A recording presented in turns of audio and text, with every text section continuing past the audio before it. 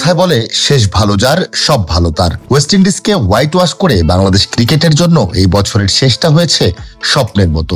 তবে প্রবাদ বাক্য তো আর ক্রিকেটে সবসময় খাটে না। শেষের আলো দিয়ে তাই গোটা বছরের কালো আড়াল করা কঠিন। মাঠের বাইরের ক্রিকেটে বছরের শেষ 4 মাসে ছিল ঘটনার ঘন ঘটা। দেশের রাজনৈতিক পালাবদলের ঢেউ প্রবলভাবেই আছড়ে পড়ে ক্রিকেট আঙিনায়। তাতে ভেসে যান প্রায় 1 যুগ ধরে বাংলাদেশ ক্রিকেট বোর্ডের সভাপতির দায়িত্বে থাকা নাজমুল হাসান সহ তার ঘনিষ্ঠ অনেক পরিচালক। পরিবর্তন আসে ছেলেদের জাতীয় দলের প্রধান কোচের পদেও। বছরের শেষ ভাগে ক্রিকেটাঙ্গন উত্তাল ছিল বিদায়ী টেস্ট খেলতে সাকিব আল হাসানের দেশে ফিরতে না পারাকে ঘিরে নানা ঘটনা প্রবাহ নিয়ে। পেছন ফিরে দেখা যাক কেমন ছিল 2024 সালে মাঠের বাইরে ভেতরে বাংলাদেশের ক্রিকেট।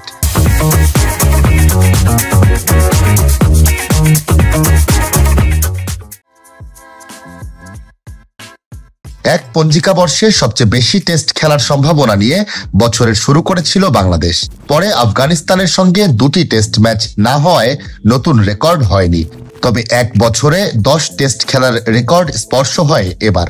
এক পঞ্জিকা বর্ষে বাংলাদেশের সবচেয়ে বেশি টেস্ট জয়ের যৌথ রেকর্ড হয়েছে 2024 সালেই। অগাস্ট সেপ্টেম্বরে পাকিস্তানের মাঠে সাফল্যকে বলা যায় বাংলাদেশ ক্রিকেট ইতিহাসেরই স্মরণীয় অধ্যায়গুলোর একটি। পাকিস্তানের মাঠে 3 সংস্করণ মিলিয়ে এক ম্যাচও না জেতা বাংলাদেশ টেস্টে স্বাগতিকদের হোয়াইট ওয়াশ করে চমকে দেয় ক্রিকেট বিশ্বকে।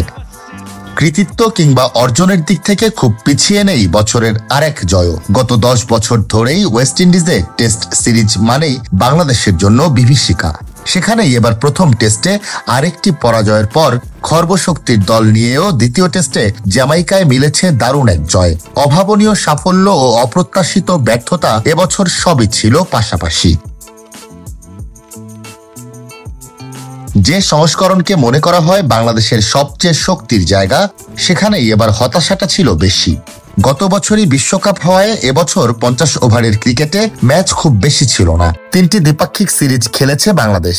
মার্চে শ্রীলঙ্কার বিপক্ষে দেশের মাঠে 2-1 ব্যবধানে জিততে পারলেও নভেম্বরে শারজাতে আফগানিস্তানের কাছে হারতে হয়েছে একই ব্যবধানে। এরপর বছরের শেষ ভাগে হোয়াইট ওয়াশড ওয়েস্ট ইন্ডিজে গিয়ে। কাগজে কলমে এই সংস্করণে বাংলাদেশের সফলতম বছর ছিল 2024।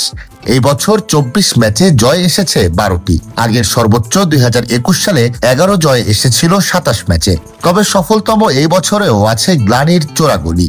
মার্চে শ্রীলঙ্কার কাছে সিরিজে হারের তেতো স্বাদ মিলেছে দেশের মাঠেই।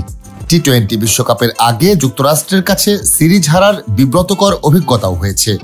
বিশ্বকাপে গ্রুপ পর্বে দক্ষিণ আফ্রিকার কাছে হারলেও সুপার 8 পর্বে খেলার স্বস্তি মিলেছে। তবে সেখানে তারা হেরেছে অস্ট্রেলিয়া, ভারত ও আফগানিস্তানের কাছে।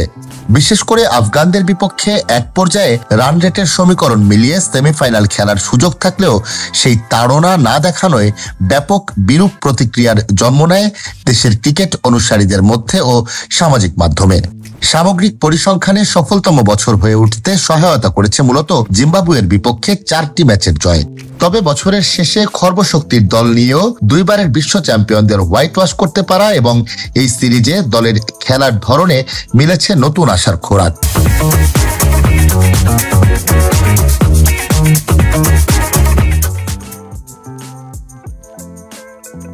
পরিপূর্ণ একজন অলরাউন্ডার হয়ে ওঠার যে বার্তা বয়সভিত্তিক ক্রিকেটে দিয়েছিলেন মেহেদী হাসান মিরাজ, সেটির পূর্ণতার পথে বড় পদক্ষেপ নিয়েছেন তিনি এই বছর। ব্যাটে বলে অসাধারণ এক বছর কাটিয়েছেন তিনি। বিশেষ করে টেস্ট ক্রিকেটে তিনিই ছিলেন অবিসংবাদিত সেরা পারফর্মার। এবছর 10 টেস্টে 38.37 গড়ে 614 রান করেছেন মিরাজ। উইকেট নিয়েছেন 31টি। 2 বিভাগেই তিনি দেশের সফলতম। পাকিস্তানকে হোয়াইট ওয়াশ করার সিরিজে ম্যান অব দ্য সিরিজ ছিলেন এই অলরাউন্ডার। 3 সংস্করণ মিলিয়ে বাংলাদেশের হয়ে এবছর 1000 রান করা একমাত্র ব্যাটসম্যানও তিনি। উইকেট নিয়েছেন মোট 40টি।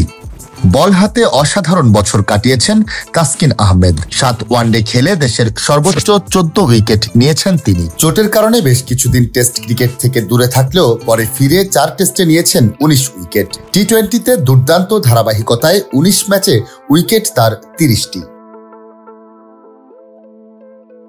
জুলাই আগস্টে ছাত্র জনতার আন্দোলনে শেখ হাসিনা সরকারের পতনের পর বিসিবিতে নাজমুল হাসানের প্রায় 1 যুগের রাজত্ব শেষ হয়ে যায়। অগাস্টেই নতুন বোর্ড সভাপতি নির্বাচিত হন সাবেক অধিনায়ক ফারুক আহমেদ।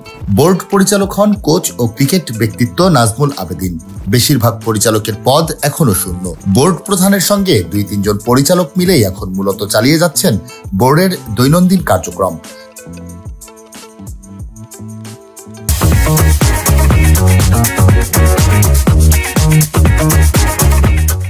দক্ষিণ আফ্রিকার বিপক্ষে দেশের মাঠে টেস্ট সিরিজ শুরু হওয়ার মাত্র 5 দিন আগে গত 15 অক্টোবর কারণ দর্শানোর নোটিশ দিয়ে জাতীয় দলের কোচের পদ থেকে বরখাস্ত করা হয় চান্দিকা হাথুরুসিংহেকে।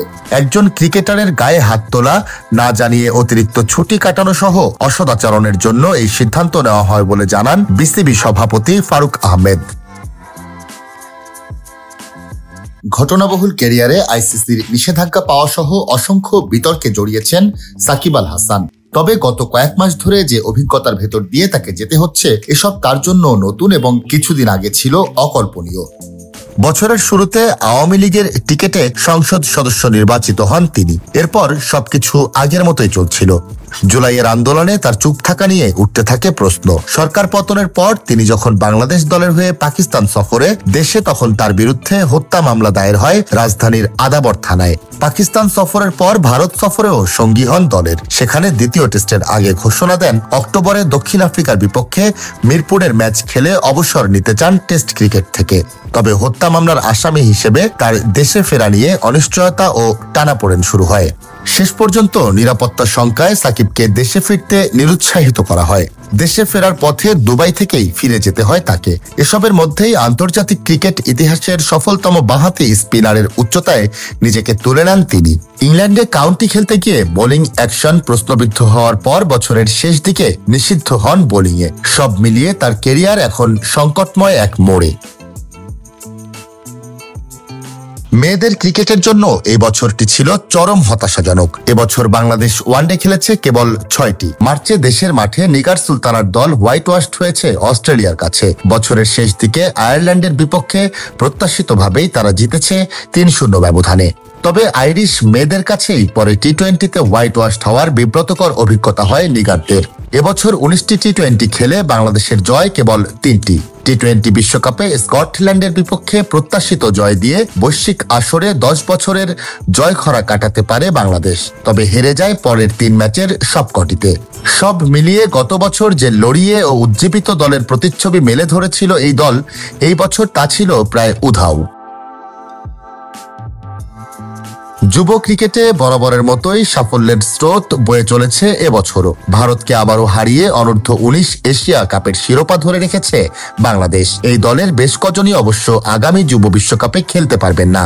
তবে অধিনায়ক আজিজুল হাকিম সহ তুমুল প্রতিভাবান কয়েকজন তরুণের প্রতিভার ছটা দেখা গেছে এই আসরে।